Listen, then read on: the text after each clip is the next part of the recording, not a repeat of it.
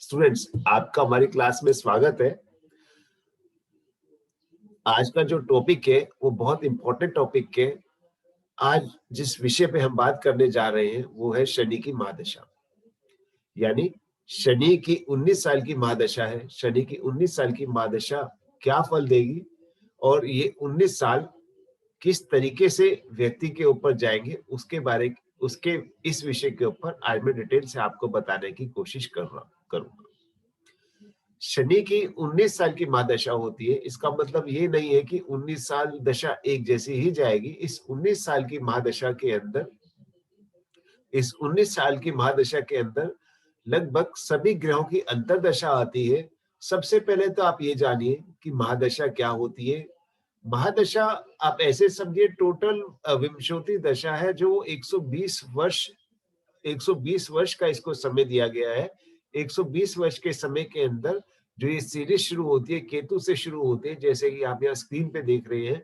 7 साल केतु के लिए, 20 साल की शुक्र की दशा, 20 साल शुक्र की दशा, उसके बाद 20 साल शुक्र की दशा और उस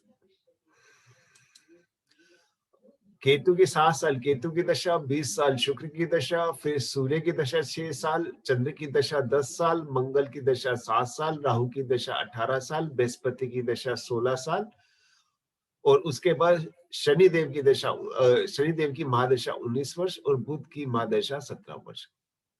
कहने का तात्पर्य ये है कि महादशा क्या होती है, यानी टोटल विंशोति दशा के अंदर विंशोति दशा के अंदर 9 ग्रहों को 120 वर्ष में बांटा गया है। 120 वर्ष में बांटा गया है, इसी को हम विंशोति दशा कहते हैं। इसी को हम विंशोति दशा कहते हैं। यानी 100 कलयुग के अंदर एक व्यक्ति की संपूर्ण आयु जो है लगभग 120 वर्ष के आसपास बताई गई है। इसके अंदर 9 ग्रहों की दशा आती है, जो कि मैंने यहाँ डिटेल में आपको बताया। केतु, शुक्र, सूर्य, चंद्र, मंगल, राहु, बृहस्पति, शनि और बुध। अब हम ये जानने की कोशिश करेंगे कि ये जो सपोज कीजिए शुक्र की दशा 20 साल की है, तो इसका तात्पर्य ये नहीं है कि 20 साल शुक्र की दशा अच्छी जाएगी या 20 साल शुक्र की दशा खराब जाएगी। इस 20 साल शुक्र की महादशा के अंदर इन 9 ग्रहों की अंतर्दशा भी बारी बारी से आएगी, वो भी अपना प्रभाव देगी। तो इस प्रकार से हमें कैलकुलेशन करनी चाहिए। अब शुक्र की महादशा के अंदर शुक्र की अंतर्दशा और फिर उसके अंदर शुक्र की प्रत्यंतर दशा लगभग इसी सीरीज से चलेंगे, जैसे केतु, शुक्र, चंद्र, मंगल, राहु, बृहस्पति, शनि और बुध। इसी प्रकार से जैसे शनि की महादशा 19 वर्ष की है, तो इस 19 वर्ष के अंदर शनि की जो महादशा है, इसमें पहले शनि की अंतर्दशा आएगी, उसके बाद बुध की अंतर्दशा, फिर केतु की अंतर्दशा, फिर शुक्र की अंतर्दशा, फिर सूर्य, चंद्र, मंगल, राहु, बृहस्पति। इस प्रकार से शनि के अंदर इन सब की अंतर्दशा चलेगी और शनि की महादशा के अंदर शनि की अंतर्दशा के अंदर फिर इसी क्रम से प्रत्यंतर दशा चलेगी। तीनों दशाओं को हमें देखना चाहिए। तो इस प्रकार हम निर्णय लेते हैं कि दशा क्या फल देगी। अब जैसे कि आप यहाँ पे देख रहे हैं, यहाँ मैंने दशा सिस्टम बताया। अब दशा कब फल देगी? अगर कुंडली के अंदर शनि की स्थिति आपकी अच्छी है, कुंडली के अंदर शनि की स्थिति अच्छी है, तो ये दशा आपको काफी अच्छे परिणाम देके जाएगी। अगर कुंडली के अंदर शनि देव की स्थिति वीक है, खराब है, चंद्रमा के साथ में है या छठे, 8वें, 12वें के स्वामी के साथ में है या छठे, 8वें, 12वें हाउस से लिंक है या उनके स्वामी के साथ में है, तो वहां पे ये दशा आपको समस्या थोड़ी ज्यादा देके जाएगी। तो इन सब चीजों को आज हम देखेंगे और इनको हम प्रैक्टिकल एग्जांपल के साथ भी करेंगे। सबसे पहले हम देखते हैं शनि की महादशा और शनि की अंतर्दशा। शनि की महादशा और शनि की अंतर्दशा के अंदर एक चीज आप देखिए कि अगर कुंडली के अंदर शनि अच्छी स्थिति में है, यानी शनि अगर कुंडली में बलवान स्थिति में है, अच्छी स्थिति के अंदर है, तो शनि के अंदर शनि की महादशा व्यक्ति को धन, वैभव, सुख, संपदा, पॉलिटिकल कैरियर और बहुत अच्छा उनका हिसाब किताब करके जाती है। वो उनको बहुत कुछ देके जाती है। यानी शनि के अंदर अगर शनि की अंतर्दशा आ रही है, अगर शनि अपनी राशि में है, मूल त्रिकोण राशि में है, उच्च की राशि में है, मित्र ग्रहों के साथ है, शुभ ग्रहों के साथ में है, तो हम ये कहेंगे शनि की दशा इनके लिए अच्छी है।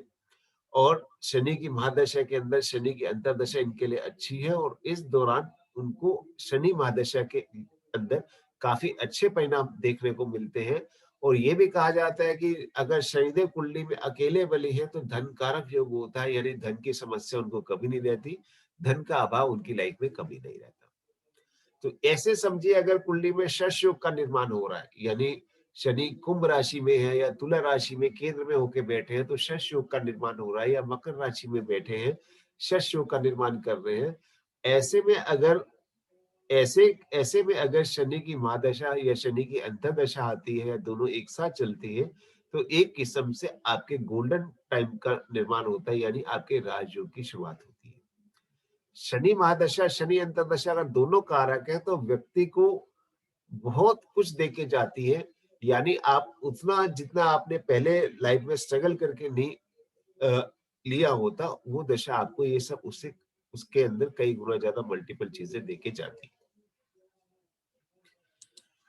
अब हम इसके बाद आगे बात करते हैं शनि महादशा, और शनि महादशा के बाद फिर इनके अंदर आता है बुध की अंतर्दशा। बुध अंतर्दशा यानी अगर कुंडली के अंदर शनि की और बुध की स्थिति सही है, यानी शनि देव जो है और जो बुध देव है छठे आठवें बारहवें से उनका लिंक नहीं है, शुभ ग्रहों के साथ में है। बुध बुध यानी बुद्धि के मालिक और व्यापार के मालिक, बुध यानी बुद्धि के मालिक और व्यापार के मालिक। तो अगर कुंडली के अंदर बुध की दशा और शनि की दशा अच्छी है, यानी बुध भी अच्छी स्थिति में है, शनि भी अच्छी स्थिति में है, तो ये दशा उनके लिए बेहद कारक जाएगी। शनि दशा से कभी भी घबराना नहीं चाहिए, कभी भी घबराना नहीं चाहिए। कुंडली में इनकी स्थिति देखनी चाहिए। अगर 19 साल की शनि की महादशा है तो इसमें 9 अंतर्दशाएं आएंगी, तो उन 9 अंतर्दशाओं के अंतर भी फिर प्रत्यंतर जैसे शनि में शनि की अंतर्दशा लगभग 3 वर्ष के आसपास होती है, इन 3 वर्ष के अंतर भी इन 3 वर्ष के अंदर भी प्रत्यंतर दशा आएगी। तो इन सब का प्रभाव रहता है, तो इन सब का प्रभाव रहता है, सब दशाएं अपना प्रभाव देके आपके ऊपर आएंगी, आपके ऊपर जाएंगी, लेकिन इनसे कभी घबराना नहीं चाहिए कि शनि महादशा चल रही है। हो सकता है आने वाली अंतर्दशा प्रत्यंतर दशा आपके लिए शुभ हो और आपको अच्छा परिणाम वो देके जाए।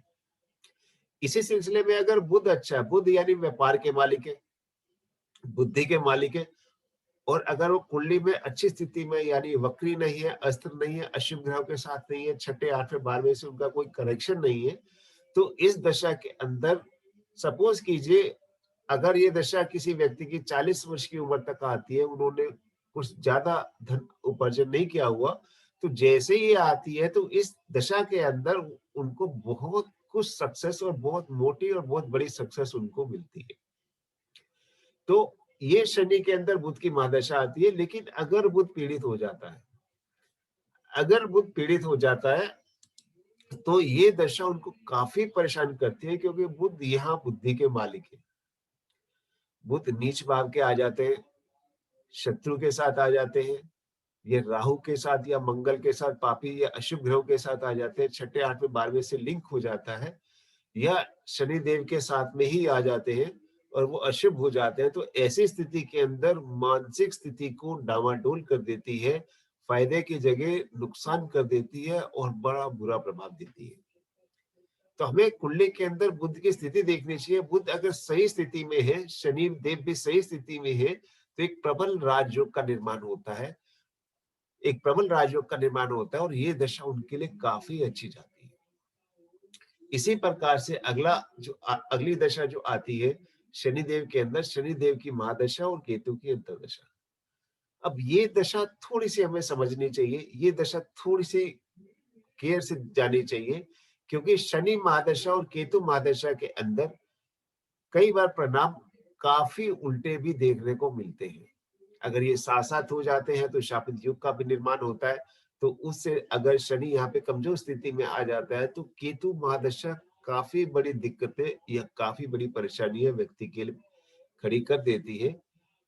शारीरिक तौर पर, मानसिक तौर पर और व्यवसाय में, काम धंधे में, या हो सकता है कई बार उनको कुछ हल्की फुल्की चोट या कोई बड़ी दुर्घटना भी या कोई बीमारी भी उनको इस दौरान लग सकती है। तो यहाँ पे ये स्थिति देखनी चाहिए कि केतु की स्थिति कुंडली में कैसी है।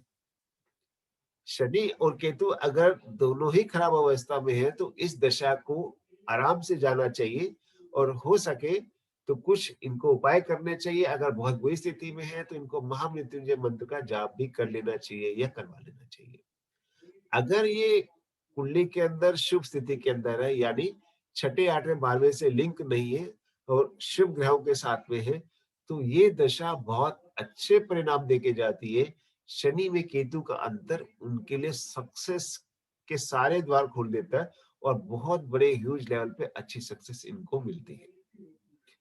इसके बाद आती है शनि के अंदर शुक्र की अंतर्दशा। शुक्र जैसे कि आप शुक्र जैसे कि आप जानते हैं, ये सुख, संपदा और ऐश्वर्य के मालिक है। यानी धन के लिए भी सुख को देखा जाता है और लाइफ की सुख सुविधाओं के लिए भी शुक्र की स्थिति को देखा जाता है।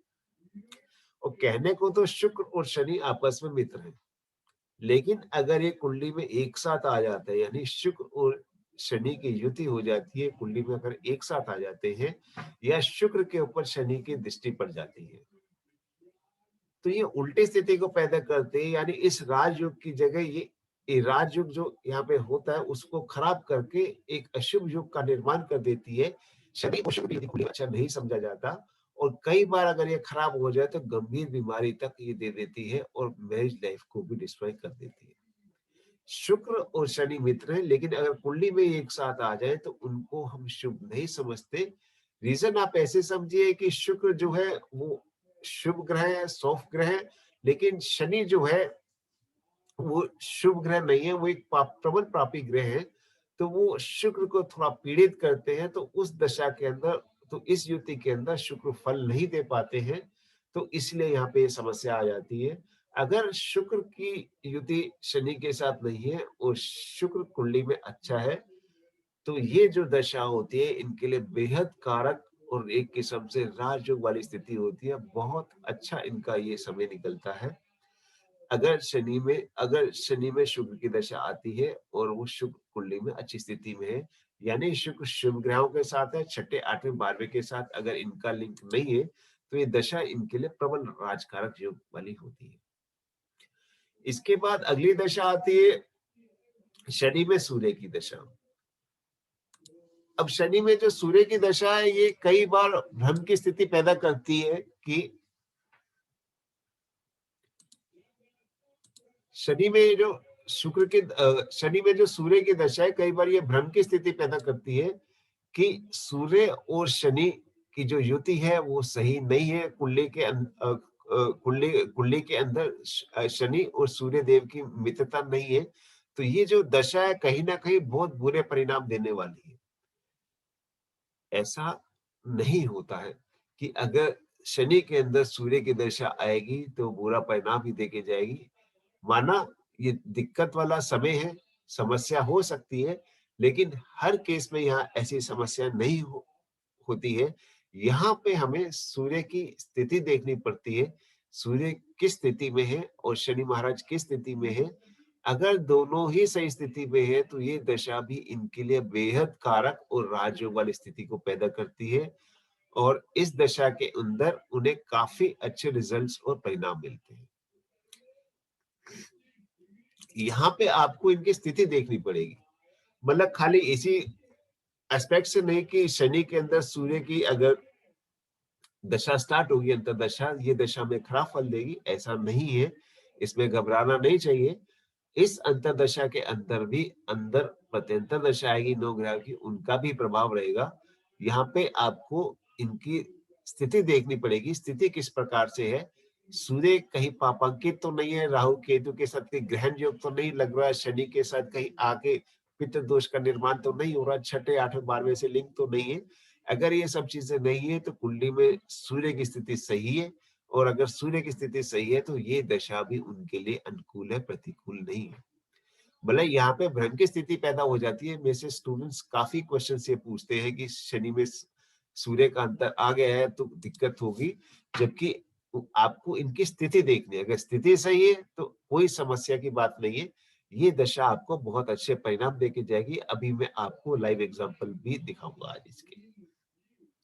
इसके बाद आती है चंद्रमा की। अब शनि महाराज के अंदर जो चंद्रमा की अंतर्दशा है, चंद्रमा और शनि अगर कुंडली में एक साथ आ जाते हैं तो विष योग का भी निर्माण होता है और साढ़े साथी भी चंद्र राशि पे ही लगते हैं, क्योंकि चंद्रमा मानसिक स्थिति यानी मनोस्थिति को कुंडली में दर्शाता है। और चंद्रमा सबसे ज्यादा पीड़ित शनि से ही होता है, क्योंकि वो मनोस्थिति को प्रभावित करता है, व्यक्ति के मस्तिष्क को, दिमाग को प्रभावित करता है, जिसमें निर्णय लेने की शक्ति होती है उनको बाधित करता है। तो ये एक समस्या वाली चीज हो सकती है। लेकिन अगर कुंडली के अंदर विष दोष नहीं है, शनि और चंद्रमा की युति नहीं है और चंद्रमा पक्षहीन नहीं है, पक्ष बली है, जैसा कि आप जानते हैं शुक्ल पक्ष की अष्टमी से कृष्ण पक्ष की अष्टमी तक चंद्रमा पक्ष बली होता है, यानी चंद्रमा की शुभ माना जाता है। और कृष्ण पक्ष की अष्टमी से शुक्ल पक्ष की अष्टमी तक चंद्रमा को पक्षहीन माना जाता है, यानी अशुभ माना जाता है। तो 15 दिन चंद्रमा को हम शुभ मानते हैं, 15 दिन चंद्रमा को हम अशुभ मानते हैं। अगर कुंडली के अंदर चंद्रमा पक्ष बली है, छठे, 8वें, 12वें से लिंक नहीं है, पीड़ित नहीं है और ये पूर्ण रूप से बलिया यानी पूर्णिमा के आसपास का चंद्रमा है, तो ये दशा बहुत बढ़िया परिणाम देके जाती है। मतलब खाली इसी ऐसे ही नहीं कि अगर शनि में सूर्य या चंद्र की दशा आगे खराब हो गई, अगर स्थिति सही है और चंद्रमा आपके पूर्णिमा के आसपास का है, क्योंकि 15 दिन तक चंद्रमा बली होता है, 15 दिन तक चंद्रमा वीक होता है। अगर पूर्ण रूप से बली चंद्रमा है और वो अच्छी स्थिति में है, लग्नेश या त्रिकोण के मालिकों के साथ है या केंद्र के साथ है, केंद्र के ग्रहों के साथ है, यानी शुभ ग्रहों के साथ है, तो ये दशा बहुत अच्छे परिणाम देके जाने वाली है। तो यहाँ पे हमें इस स्थिति को देखना चाहिए और ध्यान में रखना चाहिए। इसके बाद आता है शनि में मंगल की दशा। अब शनि में मंगल की दशा ये थोड़ी सी केयर करने वाली होती है, थोड़ा सा यहाँ संभल के रहना चाहिए, क्योंकि शनि और मंगल दोनों की तामसिक प्रवृत्ति है, तामसिक नेचर के हैं, उग्र स्वभाव के हैं। अगर मंगल का शनि से कहीं भी कनेक्शन हो जाता है, शनि मंगल की युति हो जाती है, तो उस चीज को हम अच्छा नहीं समझते हैं। और अगर ये अशुभ ग्रहों के साथ है, खुद ही अशुभ ग्रह, अगर ये अशुभ ग्रह यानी राहु या केतु के साथ है या नीच अवस्था के साथ है या छठे, 8वें, 12वें हाउस से इनका लिंक है, तो इस समय को ध्यान से निकालना चाहिए। तो ऐसा समय आ जाए अगर दोनों ही पीड़ित है या वक्री है या व्यक्ति मंगलिक है और साथ में शनि या राहु से पीड़ित है, तो ऐसे समय को व्यक्ति को ध्यान से निकालना चाहिए। कुछ उसके लिए उनको उपाय करने चाहिए। अगर कुंडली में मंगल की स्थिति काफी अच्छी है, यानी वो शुभ ग्रहों के साथ है या रुचिका नामक राजयोग लगा हुआ है या केंद्र के अंदर उच्च राशि का, अपनी राशि का आए हुए हैं, तो ऐसे में मंगल की दशा भी शनि दशा के अंदर काफी अच्छे परिणाम देने वाली हो सकती है। कुंडली में इनकी स्थिति देखनी चाहिए। अगर मंगल सही स्थिति में सेफ है और अच्छी स्थिति में है, तो शनि के अंदर जो मंगल की अंतर्दशा आएगी वो भी आपको काफी अच्छे परिणाम देके जाने वाली है। मंगल के बाद आती है राहु की अंतर्दशा। अब राहु की जो अंतर्दशा है, जैसे कि पहले मैंने बताया शनि और राहु की अगर युति हो जाती है तो ये शापित युग का निर्माण करती है, जिसे हम शुभ नहीं समझते हैं। अगर वैसे तो ये दशा थोड़ी-सी वैसे ही परेशानी वाली होती है, थोड़ा-सा केयर से निकालना चाहिए, क्योंकि काफ़ी कम केसेज़ में ये शुभ दशा जाती है, इनकी स्थिति देखनी चाहिए। अगर शनि और राहु दोनों कुंडली में अच्छी स्थिति के अंदर है, तो ये दशा भी कारक हो सकती है, हालाँकि ये कम केसेज़ में होती है, लेकिन होती है। तो अगर ये आपको देखना चाहिए, अगर राहु सही स्थिति में है, यानी तीसरे, छठे, 11वें भाव में सही स्थिति में है और किसी अशुभ ग्रह के साथ में नहीं है, तो ये दशा भी इनकी अच्छी जा सकती है। इस दशा में भी इन्हें काफ़ी सक्सेस मिल सकती है। हालाँकि ये चांसेस कम होते हैं, बहुत कम केसेस में देखने को मिलते हैं, पर मिल सकते हैं। अगर ये दोनों ही कुंडली में अशुभ है, दोनों अशुभ स्थिति में है, तो ऐसे समय को थोड़ा-सा केयर से निकालना चाहिए। थोड़ा-सा पहले से ही केयर करके चलें, ताकि आने वाला आने वाली लाइफ में आप संभल सके और बहुत ज्यादा आपको परेशानी नहीं हो। ज्योतिष का मतलब ही यही है कि आने वाले समय को जानना, अगर थोड़ी बहुत दिक्कत आती है तो उनको उपाय के माध्यम से ठीक करने की कोशिश करना। आज मैं शनिदेव के बारे में आपको एक बहुत विशेष उपाय भी बताने वाला हूँ। इसके बाद आती है शनिदेव के अंदर जो आखिरी दशा होती है, वो होती है बृहस्पति की दशा यानी जुपिटर की दशा। अब ये दशा बहुत कारक होती है, यानी शुभ शुभ ग्रहों के मामले में जो सबसे ज्यादा शुभ ग्रह है वो है बृहस्पति महाराज। यानी बृहस्पति महाराज जो है वो सबसे ज्यादा शुभ ग्रह है।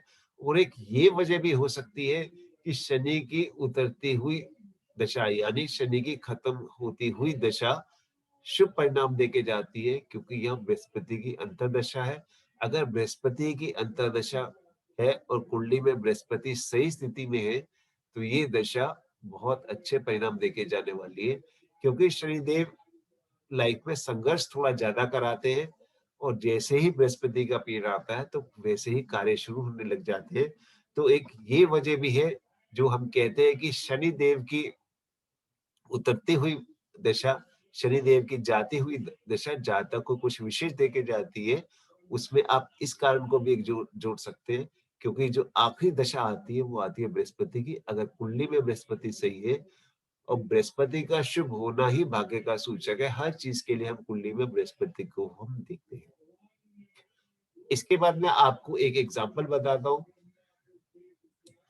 आप भी हमारी साइट पे जाके एनरोल कर सकते हैं, आपका भी चार्ट इसी प्रकार से बन के आएगा, ये सारे केस स्टडी से। ये जो अभी आप देख रहे हैं कुंडली के स्क्रीन के अंदर, ये तुला लगन का चार्ट है। यानी इनका लगन चार्ट और मून चार्ट एक ही है। ये तुला लगन का चार्ट है, ये इनकी नमाज है। यहाँ पे आप ग्रहों की स्थिति देख लीजिए। शनि देव जो है यहाँ पे वक्री है, मंगल देव भी यहाँ पर वक्री है। शनि देव यहाँ कर्क राशि में 60 डिग्री के हैं और मंगल देव यहाँ 24 डिग्री के हैं। अगर हम डिग्रीज की बात करें तो सूर्य देव 13 डिग्री के, चंद्रमा 26 डिग्री के, मंगल 24 डिग्री के, बुध 29 डिग्री के, बृहस्पति महाराज 21 डिग्री के, शुक्र 2 डिग्री के, शनि 7 और राहु केतु 27 डिग्री के। यानी अगर हम यहाँ देखें तो हमें ये जानने को मिलेगा सूर्य 13 डिग्री के हैं और एक शनि महाराज 7 डिग्री के, जिन पे हम थोड़ा सा कह सकते हैं। बाकी सारे 25 से ज्यादा या दो एक या कम डिग्री के हैं, उनका ग्रह बल थोड़ा सा वैसे ही कम हो गया, जैसे कि आप यहाँ डिग्री में देख रहे हैं। अब यहाँ पे हम चर्चा करेंगे शनि दशा के बारे में कि इन व्यक्ति की शनि की दशा कैसे गई। हाँ, एक चीज और आप जानिए, जैसे कि कहा जाता है कि अगर शुक्र की लगन है, जैसे तुला लगन आ गई यहाँ पर, यहाँ नंबर 7 लिखो एसेंडेंट तुला लगन है, या वृषभ लगन है। तुला लगन होगी, वृषभ लगन होगी, मकर हो गई, कुंभ लगन हो गई या मिथुन लगन हो गई। इनमें कहा जाता है कि शनि की जो दशा है वो थोड़े अच्छे परिणाम देके जाती है, क्योंकि शनि यहाँ कारक स्थिति में होता है।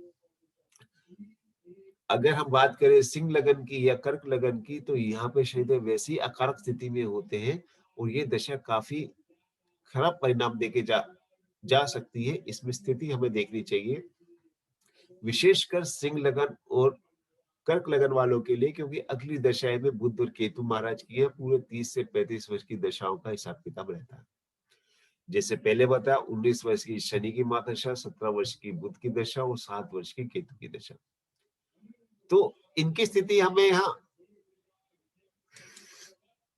देखनी पड़ती है। अब इस चार्ट में हम देख रहे हैं, यहाँ पे शनि प्रबल योग कारक है, क्योंकि शनि यहाँ पे केंद्र और त्रिकोण का मालिक है, चौथे और 5वें हाउस का मालिक है। किसी भी लगन के अंदर कोई ग्रह केंद्र और त्रिकोण का मालिक हो जाए तो उसे हम योग कारक कहते हैं, और योग कारक ग्रह कुंडली में हमेशा अच्छा फल देता है। यहाँ शनि अपने ही दशम भाव में आके बैठा हुआ है, कर्क राशि का आके बैठा हुआ है यहाँ पर। और शनि देव की दशा जो इनके ऊपर लाइफ में आई 1984 से इनकी स्टार्ट हुई, 1984 से इनकी स्टार्ट हुई और 2003 तक रही।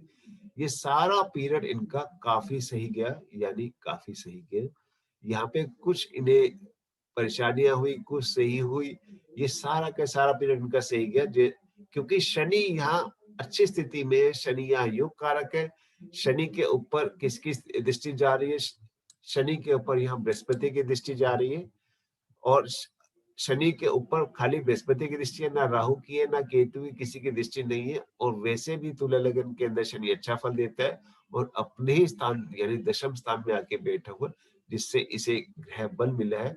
और ये सारी दशा इनके लिए अच्छी गई है। ये इनके लाइफस्टाइल इनके मतलब लाइफ के अर्ली स्टेज में चली गई, तो ये दशा इनको काफी अच्छे परिणाम देके गई है।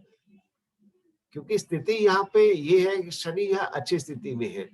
पहले इनमें शनि की अंतर्दशा, फिर बुध की, फिर केतु की, फिर शुक्र की, फिर सूर्य, चंद्र, मंगल, राहु और बृहस्पति। यानी अगर हम बात करें यहाँ पे शनि के अंदर राहु, चंद्र और केतु, ये तीन दशा इनकी पीड़ित है। क्योंकि चंद्रमा यहाँ पक्षहीन है यानी अशुभ है, और यहाँ पे चंद्रमा काफी वीक स्थिति में राहु के साथ में है, तो ये दशाएं इनकी मिक्स जाएगी। कुल मिला के अगर हम बात करें तो इस चार्ट के अंदर शनि दशा काफी अच्छे इनको रिजल्ट देके जाने वाली है, इनको काफी अच्छे रिजल्ट देके गई है। एक चार्ट हम और देखते हैं, एक एग्जांपल मैं आपको और बताता हूं।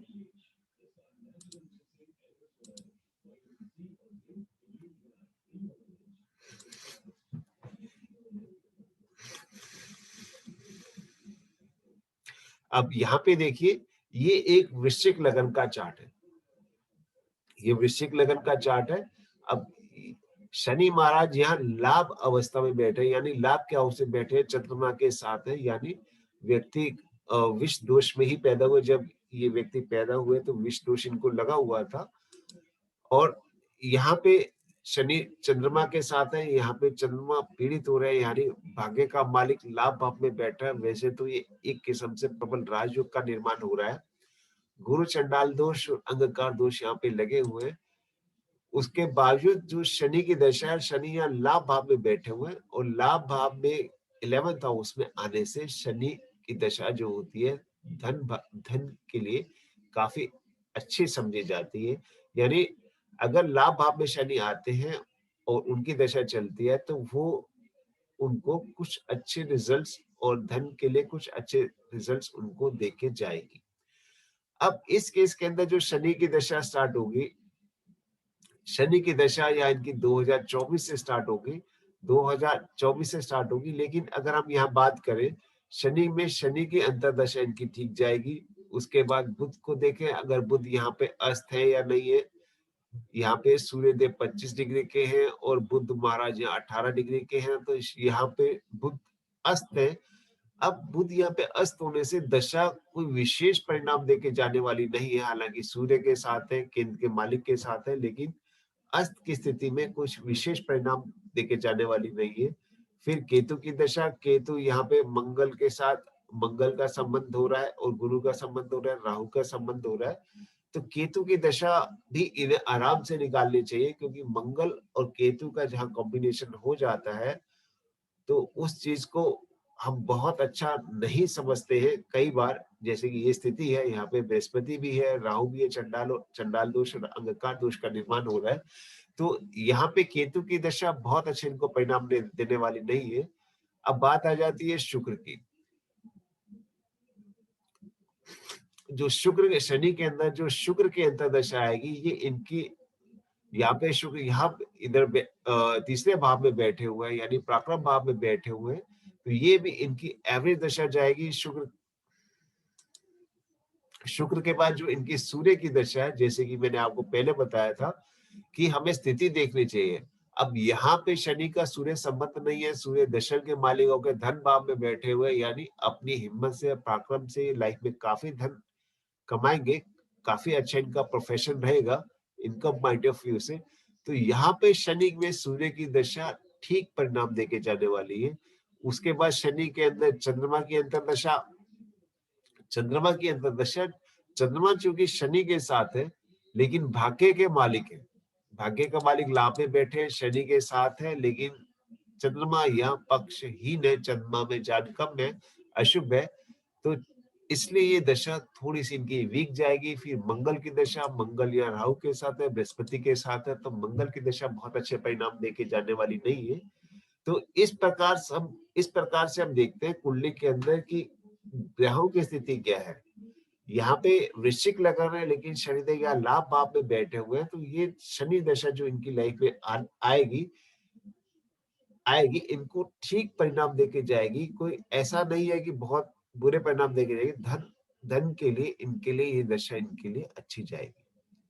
तो जैसे कि मैंने अभी आपको बताया, पहले बताया, यहाँ एग्जाम्पल से आपको समझाया कि शनिदेव की हमें स्थिति देखनी पड़ती है। अगर शनिदेव की स्थिति सही है कुंडली के अंदर, जैसे यहाँ लाभ भाव में आके बैठ गए, तो इनकी दशा 2024 से स्टार्ट होगी।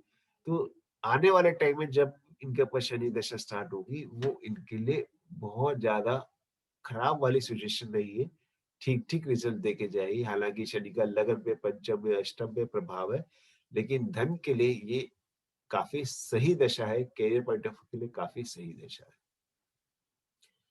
तो ये मैंने आपको बताया और आज मैं आपको एक छोटा-सा और उपाय बताने जा रहा हूँ। अगर शनि दशा आई है,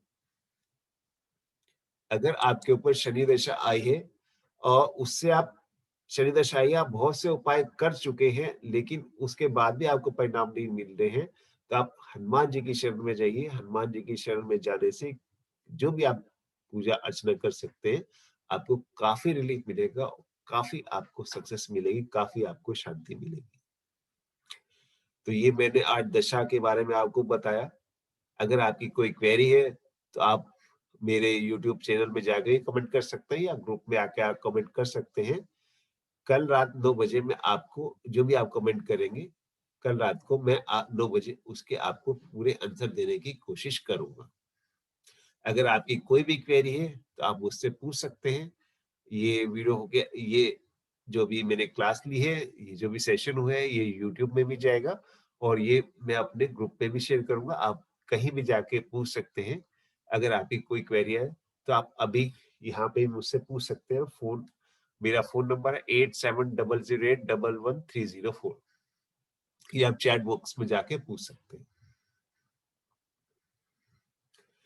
तो ये मैंने एक छोटी-सी आपको बताने की कोशिश करी